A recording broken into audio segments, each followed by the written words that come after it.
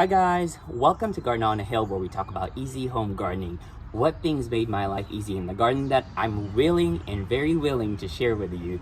So my name is Vin, and today is going to be part 2 of the 4-part series for eggplants, and it's specifically about planting Japanese eggplants or planting any other eggplants. This is going to be the second part for the part 1 series, which was I think it was like starting seed eggplants in zone 7B. I'm gonna link up a video here, so if you want to look at that, look back how I grow these eggplants from seed, you can do so.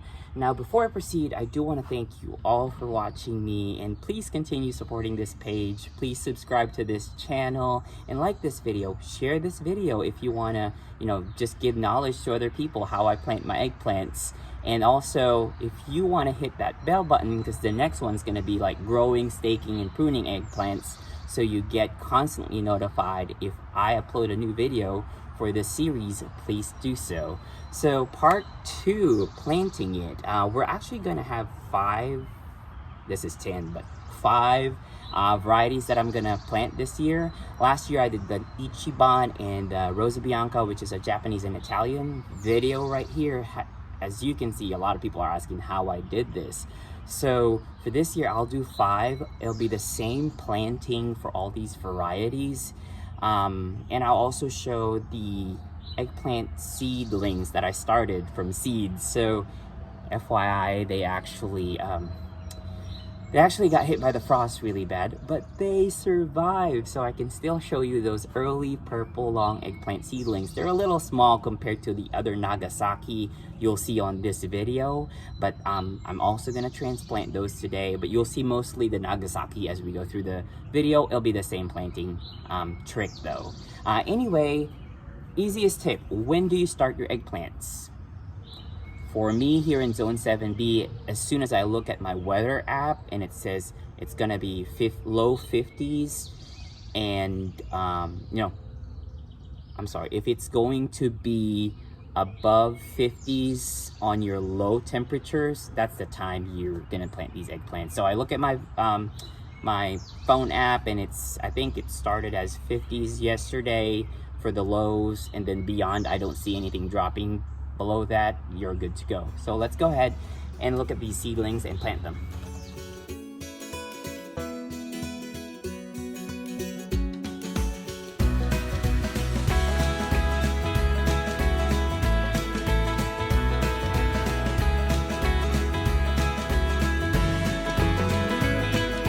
These are my early long purple eggplants that I started from seed. I'm actually quite excited that they actually took off, because they got hit by a frost in the greenhouse, and I don't know why they froze, but they came back, and I think I'm gonna risk it this year and see how it goes. It looks like they are healthy now.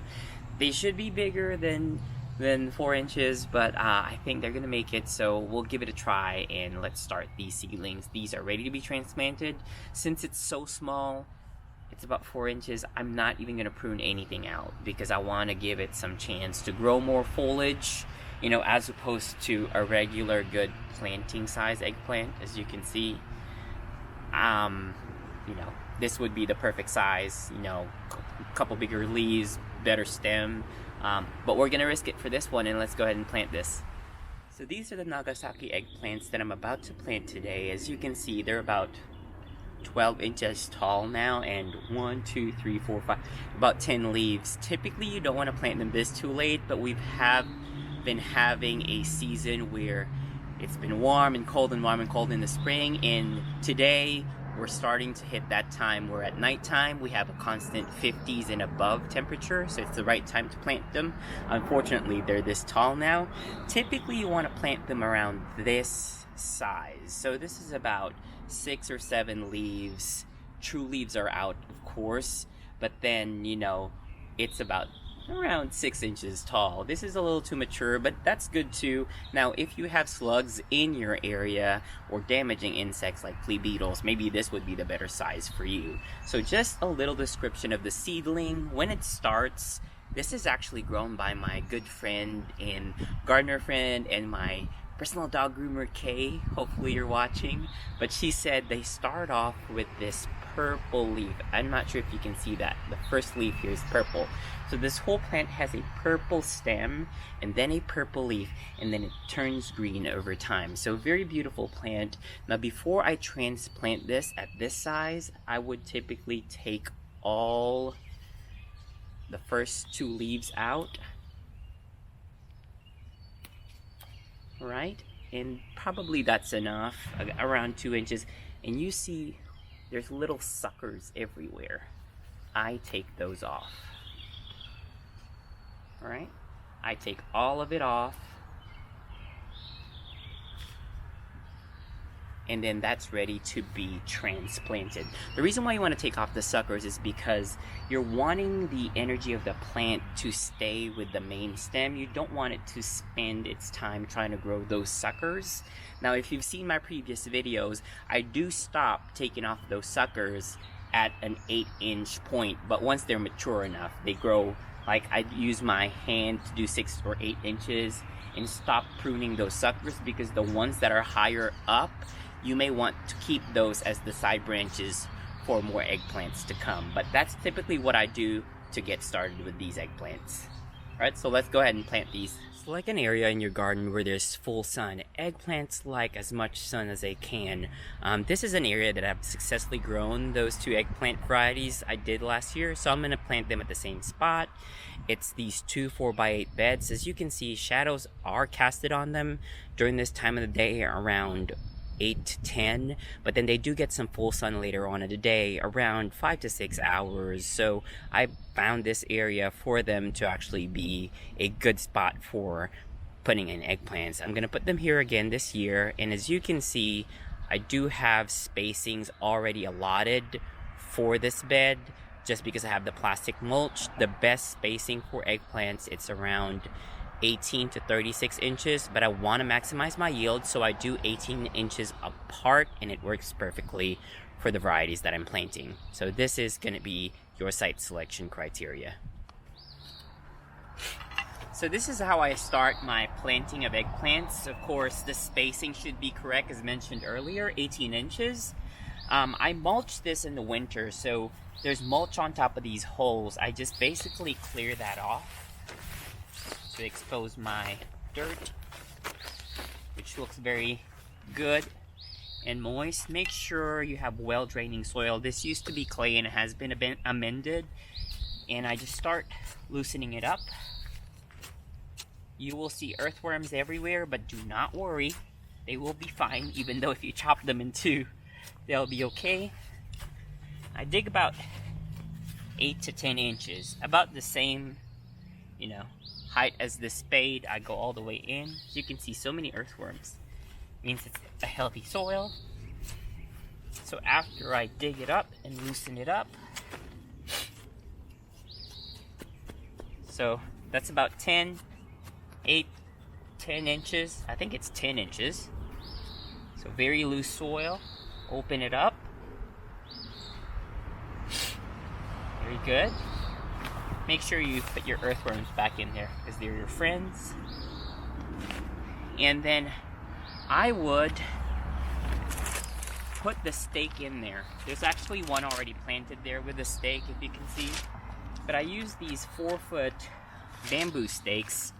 Last year I used free bamboo stakes, or anything that's gonna work for you. It's fine as long as it's 4 foot.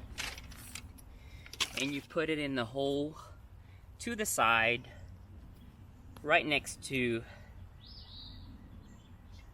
your eggplant when you put it in. So towards the side of the hole. And the reason for this is this is going to help you stake the plant later on. Eggplants typically grow about 36 inches high. Mine actually grew 48 inches high last year and it was still fruiting. So just make sure you put this in there before you put the eggplant so you don't hurt the roots. And it has a good grip on the soil. So it's about, leave about 3 foot high of the bamboo. Now what you do next is, of course, fill up the hole with this mix. I have a specific video how I make this cheap, good mix from store-bought compost and soil conditioner. And you just put it in there. fill this hole up. So you're also adding organic matter to your soil to your existing bed. And once it's there, put your Espoma Biotone starter. This is a good starter fertilizer. It's organic for all your vegetables. I do this all the time. Just a handful, put it in there. And then I'll also add this year some alfalfa pellets. These are pellets for horse feeding. That's about $15 for the whole bag, and it's like 50 pounds. It's very cheap, and you can just get a handful and put it there. I didn't do alfalfa pellets last year, but I'm doing it this year. So just that, and then work this into your soil. Work it into your soil. Make sure it's in there. Good. Right, now it's in there good. Take your seedling. Again, make sure before you plant the seedling, you take off the suckers. So the energy is always going to be focused on the main trunk. You'll leave some of the suckers later on, higher up as the plant goes taller. But for the initial planting, you take them off. And in this case, this eggplant is very root bound already. As you can see, it's been in the pot for a while. I'll tend to just loosen that just a little. Eggplants don't want their roots touched too much, so I'm just gonna, gently loosen it. That should be enough. And then how deep do I plant this? Just go soil level. Eggplant's roots typically in the tropics go around 36 inches all the way down, 18 to 36, but here we're not tropical. It will die at some point when it gets too cold. It just wants to be at soil level. So the deepest I've seen an eggplant root here in my area is about 12 inches before the frost hits here in 7B. Okay, so as you can see later on, you can tie this to the pole, and what you can do now is water this. Now this has a premix of soluble fertilizer, just a little. You can use a fish emulsion or your synthetic fertilizer, half a dose, just to give it a kickstart. Not too much watering. It already rained yesterday, and eggplants typically don't like too much water, so that's about it. That's how you start an eggplant, and I'm gonna go ahead and plant these other eggplants.